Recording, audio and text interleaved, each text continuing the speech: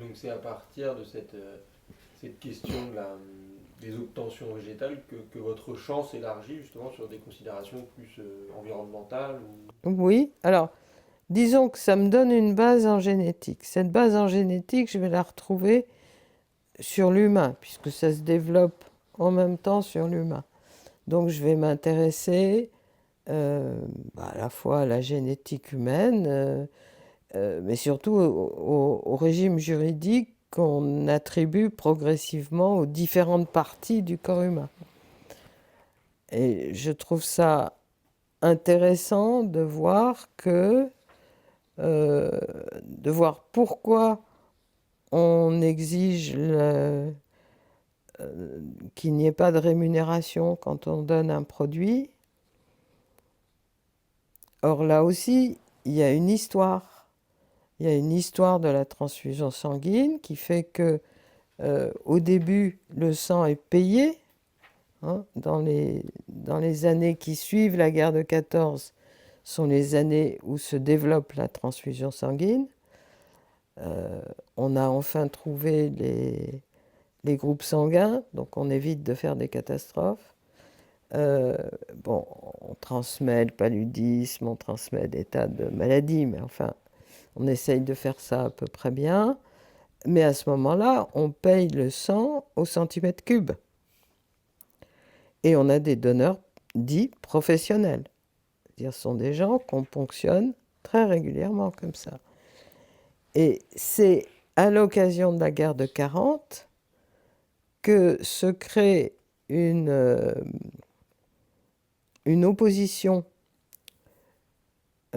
farouche entre ceux qui continuent à vendre leur sang et qui sont effectivement organisés par Vichy. Donc ils ont des cartes, ils ont accès à de la viande, ils ont accès à plus de vin parce qu'il faut nourrir le sang, etc., etc. Et ils ont surtout des autorisations de circuler la nuit, ils ont des bons d'essence, ils ont tout ce qu'il faut pour pouvoir protéger la santé quand quelqu'un a besoin de sang. Mais il va falloir créer un réseau parallèle pour les maquis, puisqu'on ne va pas pouvoir envoyer les gens de Vichy dans les maquis. Donc il va se créer un réseau de donneurs de sang parallèles qui, eux, évidemment, ne vont pas faire payer le sang. Et c'est vers la fin de la guerre que ce réseau parallèle va être développé au fur et à mesure que les armées de libération avancent, et il faut qu'elles avancent avec du sang. Et on ne va pas faire appel aux rémunérés. Et donc on va envoyer des messages à la radio, et les gens vont se précipiter pour donner leur sang bénévolement, et c'est comme ça que se constitue le bénévolat, qui ne sera acquis finalement qu'en 78, très tardivement. Nous, on a l'impression que c'est depuis le début comme ça, pas du tout. Donc, c'est comme ça que l'histoire est importante, c'est comprendre d'où ça vient. Donc, quand maintenant, on a des bonnes âmes qui nous disent il faut revenir enfin, il faut autoriser des formes de rémunération, c'est toute la mémoire de la guerre de 40 que tout le monde a perdue, mais c'est ça qui se joue. On va avoir à nouveau des rémunérés et des bénévoles, comme aux États-Unis d'ailleurs. Qu'est-ce que cette généalogie historique vous permet vous donne comme argument dans le débat plus contemporain? Je pense que quand j'ai commencé, Vichy, ça avait encore un sens. Je suis pas sûre que ça en ait beaucoup maintenant. Maintenant, quand je vois tous les arguments qui sont donnés pour rémunérer, par exemple, les donneurs de sperme. Bon, on n'a pas assez de sperme euh, tout- tous les couples, que ce soit hétérosexuels ou homosexuels, alors les couples hétéros dont le mari est stérile, les couples homos qui ont besoin de sperme et les femmes seules qui ont besoin de sperme pour avoir accès à ce que la loi de 2021 leur a ouvert. Donc il faut beaucoup plus de sperme qu'avant, si j'ose dire. Et il n'y a pas beaucoup plus de donneurs. Et au lieu de travailler sur les raisons pour lesquelles les gens ne veulent pas donner, ils se disent on va rémunérer. Alors on va indemniser, bien sûr, on ne va pas rémunérer. Mais en fait, c'est ça que ça veut dire.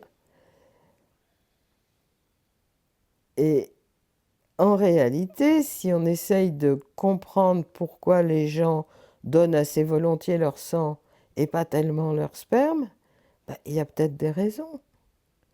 On n'a peut-être pas envie d'avoir des enfants qui se baladent un peu partout. On a peut-être envie, si on donne du sperme, d'avoir accès aux enfants en question, même si on n'est pas leur père, mais d'être associé à leur vie d'une manière ou d'une autre. Tout ça, ce sont des questions qui ne sont pas posées. Et si on a cette perspective historique, on peut plus facilement se poser la question de savoir pourquoi le bénévolat. Parce que le bénévolat, c'est pas pratique du tout. C'est vrai que ça crée des pénuries, c'est vrai. Alors pourquoi faut-il rester dans le bénévolat? Et ça, je pense que une partie des réponses se trouve dans l'histoire. Comprendre pourquoi on est passé au bénévolat pour le sang.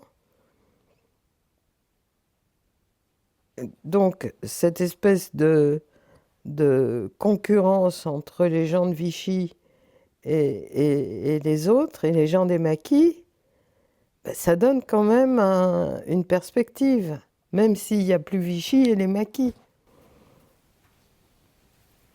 Mais en même temps, ça s'intégrait aussi à la suite de votre analyse sur la brevetabilité et la division possible des parties du corps humain. Alors, la division des parties du corps humain, oui. La brevetabilité, je suis moins sûre. Mais la division, c'est-à-dire la place mentale de chaque organe dans le corps, ça oui. Il y avait eu des travaux assez intéressants de psychanalystes et de psychosociologues, etc., qui avaient donc interrogé beaucoup de gens. Pourquoi j'accepte de donner du sang, pas du sperme? Pourquoi j'accepte de donner... euh, quelqu'un de ma famille est mort, on veut prélever ses organes. J'accepte de donner les reins, mais pas le cœur. Ou j'accepte de donner le cœur, mais pas les yeux.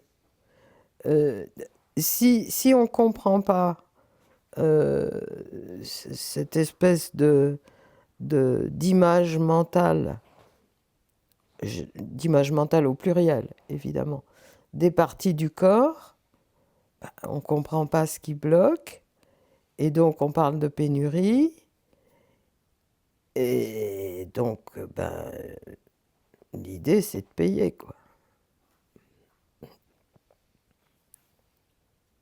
Mais si je reviens un petit peu en avant, enfin, oui, en avant, en fait, vous passez, en arrière, pardon, vous passez de la question de la création végétale Mmh. à la question de la brevetabilité du vivant, Mmh. et c'est ça qui ouvre la question des produits du corps humain. C'est fait en même temps, C'est fait en même temps. ouais. Parce que au moment où je travaille sur l'obtention végétale, il y a le brevet qui avance en même temps. Et l'article que j'ai fait sur le corps hors du commerce, hors du marché, il est de 88 aussi, ou 89. Mais enfin, c'est entre 1983 et 1990, quoi. C'est une dizaine d'années dans lesquelles je fais un peu tout en même temps. Et c'est ce mariage entre la question de la nature, la brevetabilité de la nature, Hmm. et l'humain qui vous permet ensuite d'essayer de faire, enfin, le bouquin de 88 sur la nature Oui, et le droit qui essaie de marier la question de la nature et la oui, question de l'humain. oui. Et qui a été mal reçu de ce point de vue-là par un certain nombre de juristes qui se sont offusqués, chez les civilistes surtout, qui se sont offusqués qu'on puisse mettre dans le même livre des choses sur les petites graines et sur le corps humain. Il y avait une civiliste que je ne nommerai pas qui était très mécontente. Alors, elle ne me l'a pas dit à moi, mais elle l'a dit à Catherine Labrusse, qui ne comprenait pas, qui disait, mais l'intérêt du livre, c'est de faire les deux. Et pourquoi pour vous c'était justifié de faire les deux? Et à l'inverse, à votre avis, qu'est-ce qui a bloqué chez les civilistes? Alors, pour moi, l'intérêt, c'était ce que j'appelais le destin commun de l'homme et de la nature, c'est-à-dire tout ce qu'on fait à la nature, on finit par le faire à l'homme, tout ce qu'on fait à l'homme, on le fait à la nature, etc. Et que donc, le fait d'avoir séparé les deux, ça ne nous permet pas de comprendre ce qu'on fait.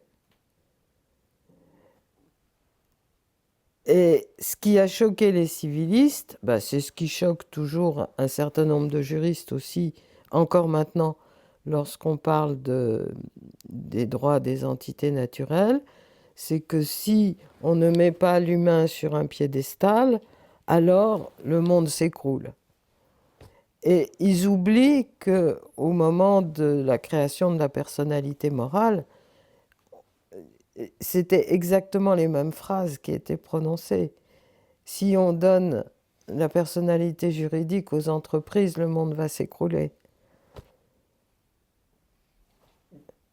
Et sur quoi, en fait, est-ce que vous pouvez expliquer juridiquement ce qui vous permettait de faire ce lien qui était soutenu dans l'ouvrage entre les animaux, la nature et l'homme, en fait, là où vous trouviez l'argument pour passer, pour dire il n'y a, il y a pas de rupture fondamentale entre les deux. Alors ça, c'est beaucoup le brevet qui a permis ça. Parce qu'à partir du moment où vous brevetez euh, les gènes humains aussi bien que les autres, les cellules humaines aussi bien que les micro-organismes, etc., ça veut quand même dire que l'emprise est la même.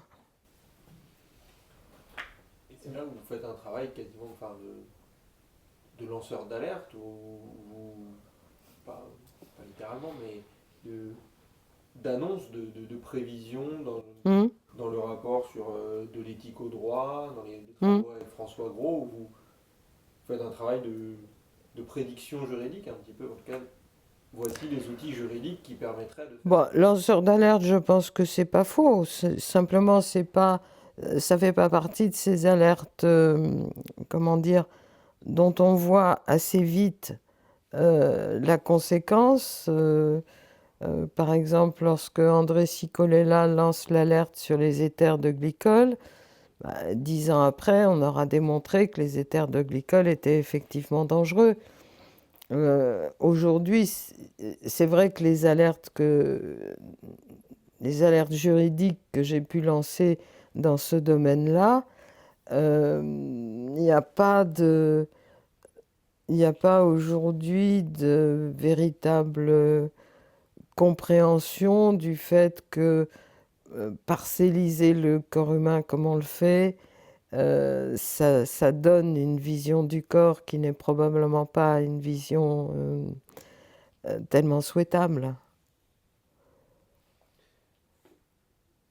Mais pour revenir sur la discussion avec les civilistes plus classiques, c'est qu'en fait, ils avaient l'impression que vous remettiez en cause la distinction entre personne et chose, et qu'à ce moment-là, le monde s'écroulait, c'était ça? Il ne le disait pas comme ça en tout cas, mais c'était plus philosophique entre guillemets, c'est-à-dire si l'homme des droits de l'homme, si l'humanisme s'il n'y a pas une notion d'humanisme juridique, c'est-à-dire du fait que c'est l'homme qui est en haut de la pyramide du vivant, donc avec un régime juridique qui lui est propre, des catégories juridiques qui lui sont propres, etc., il va être réduit à l'état de choses, oui.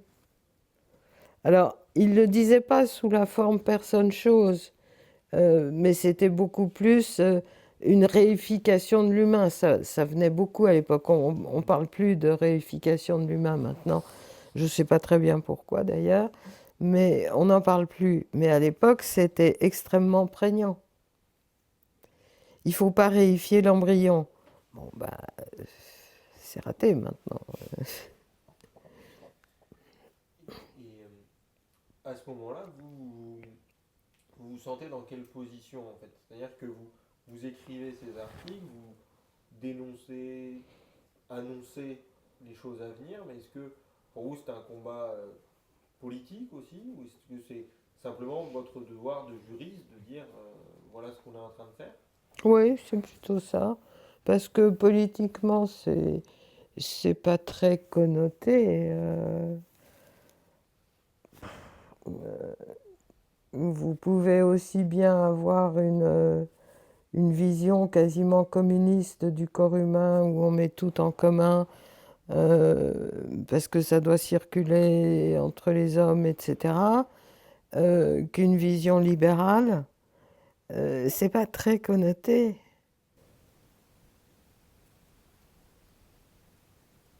Et est-ce qu'une clé de lecture de ce lien entre nature et humain, ce serait en réalité l'ouverture au marché, le fait que la nature a été ouverte au marché par la brevetabilité, par le droit d'obtention végétale, et de la même manière, l'humain est plus ou moins ouvert au marché à ce moment-là. Les produits du corps humain sont ouverts au Bien marché. sûr.